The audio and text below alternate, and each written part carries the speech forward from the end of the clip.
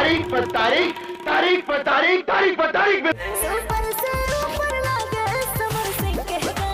हाय दोस्तों, मैं मुकेश और हमारे चैनल एमसी भोजपुरी में स्वागत है आप लोगों को। हम लोग देख रहे हैं झंडे जी स्टार चैनल से। तारीख समर सिंह,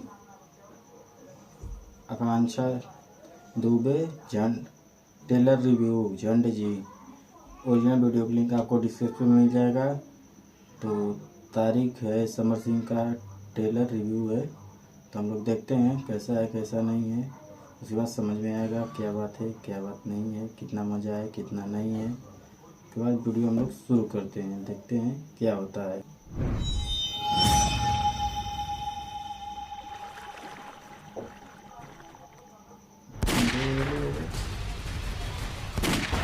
तारीख पर तारीख, तारीख पर तारीख, तारीख पर तारीख मिलती रही है जी। ठीक है। हाँ ठीक है दोस्तों, समर सिंह की एक फिल्म का ट्रेलर अच्छा। आया है जिसका नाम है तारीख पर तारीख, तारीख पर तारीख, ओए तारीख। चुप कर यार, डरा देता है बार बार।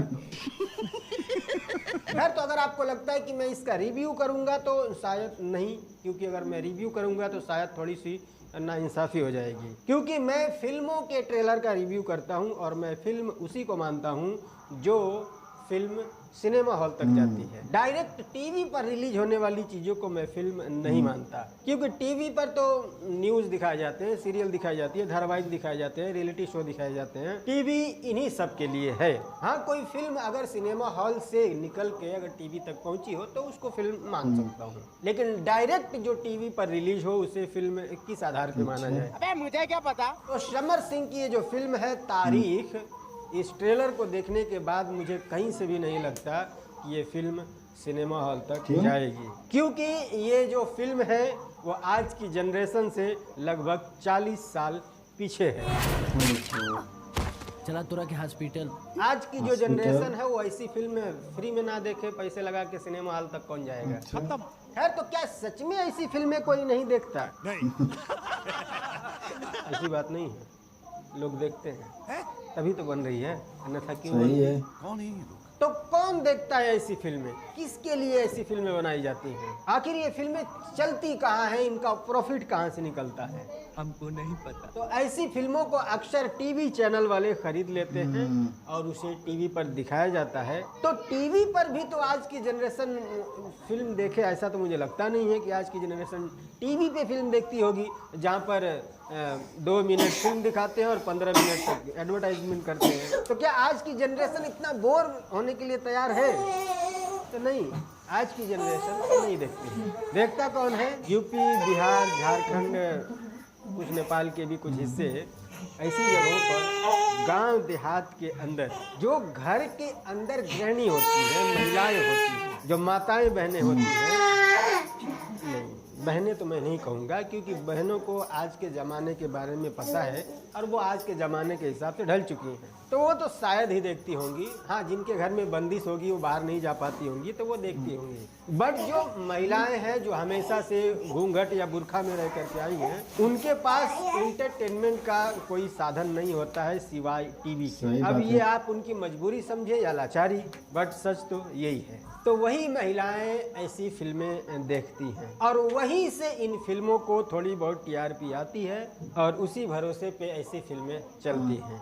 प्रॉफिट के तौर पर थोड़ा सा सब्सिडी भी मिल जाता है। यूपी में अगर फिल्में शूट करें तो यूपी के अलावा भी बहुत सारे शहर ऐसे हैं जहाँ पर सब्सिडी मिलती है। विदेश में भी कुछ जगहें ऐसी हैं जहाँ पर सब्सिडी मिलती है। पहले तो दुबई में भी मिलती थी, अब पता नहीं मिलती है कि नहीं।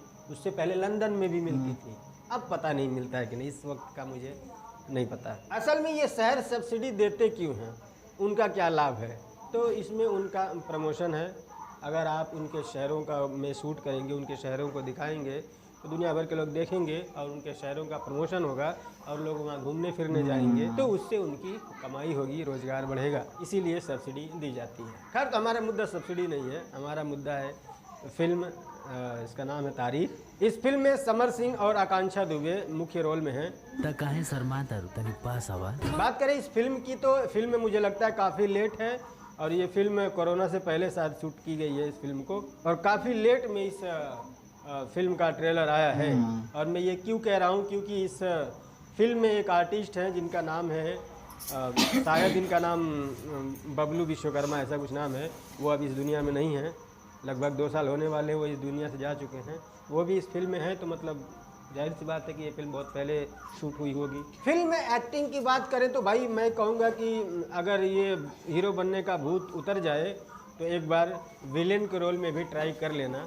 मुझे लगता है कि समर सिंह की जैसी पर्सनालिटी है, वो विलेन के रोल में ज़्यादा फिट बैठेंगे। वो करे से पूछ लेगा। फिल्म काफ़ी थकेली है। हाँ, ये है कि शिकायत नहीं कर सकते क्योंकि भोजपुरी फिल्मों का जो बजट होता है उसी हिसाब से फिल्म बनेगी। कुछ लोगों का ऐसा भी कहना होता है, बट भाई मैं आपको बता दूं कि पिछले 25 से 30 सालों का रिकॉर्ड देख लेना ऑस्कर का, उसमें जितनी भी फिल्में नॉमिनेट हुई हैं उसमें से ज़्यादातर फिल्मों का बजट कम ही रहा है, 60 लाख। इतने ही बजट वाली फिल्में सबसे ज़्यादा ऑस्कर में नॉमिनेट हुई हैं। तो भाई अच्छी फिल्म बनाने के लिए भेजे की ज़रूरत होती है, पैसे की नहीं, ठीक है। इनके पास बस वही लव स्टोरी का लमचूस है, वही चाटेंगे और जनता को भी चटाने की कोशिश करेंगे, बट जनता लमचूस से बहुत आगे निकल चुकी है। तो अब लमचूस से काम नहीं चलेगा, ठीक है। रवा के चूल्हा से ये चोट ठीक हो जाएगी। रमेश गुप्ता ये वो नाम है जिन्होंने क्रेडिट लिया है कि हमने इस फिल्म को लिखा है। बट आजकल भोजपुरी में जितनी भी फिल्में आ रही हैं उसमें से ज़्यादातर फिल्मों की तो कहानी लगभग सेम होती है।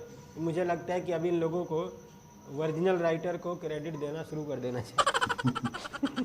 संतोष पुरी ये वो नाम है जिन्होंने इस फिल्म में गाने भी लिखे हैं और म्यूजिक भी इन्होंने ही दिया है।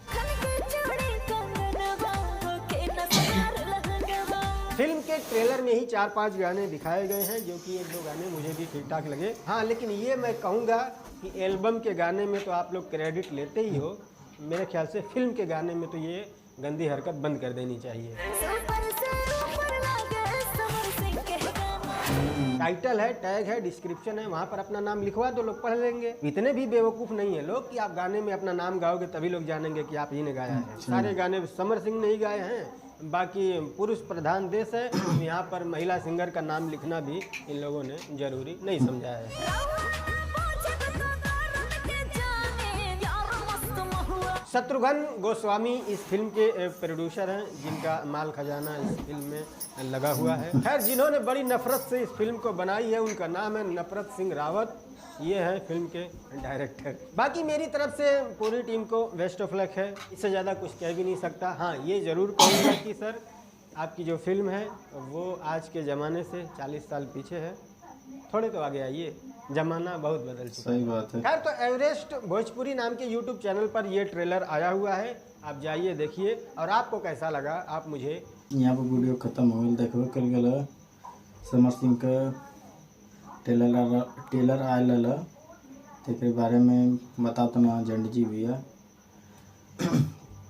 कि ये 40 साल पुरानी अभी पिक्चर बनत बा, पीछे चलत बाड़े लोग, ऐसा पिक्चर लोग लिखत बाड़े कि अब पीछे ही चलत बाड़े, आगे आवे की कोशिश करा लोग, पीछे रहबा तो पीछे ही रह चल जाइबा। अब उनके मतलब बेइज्जती महसूस करावत हूँ जंड जी समर सिंह के, ये हमारे क्योंकि कहत हूँ हीरो का रोल छोड़ के गुंडा का रोल एक बेर जरूर ले जा। हमारे कि तुम्हार पर्सनालिटी देख के फिर हमारे तो के गुंडा का रोल अच्छा लगी।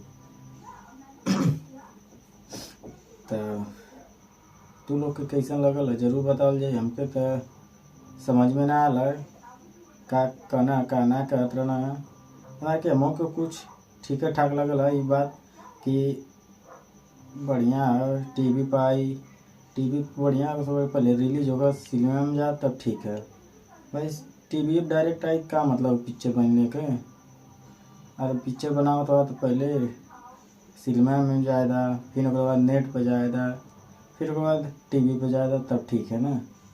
डायरेक्ट टीवी पर जाए तो का मतलब केहू ना पैसा कमा पाई, चाहे हाल वाला चाहे केहू भी, ठीक है। हमारे पहले सिनेमा में, फिर हर जगह सोशल मीडिया, फिर उसके बाद टीवी पर, तब ठीक लगेगा फिल्म।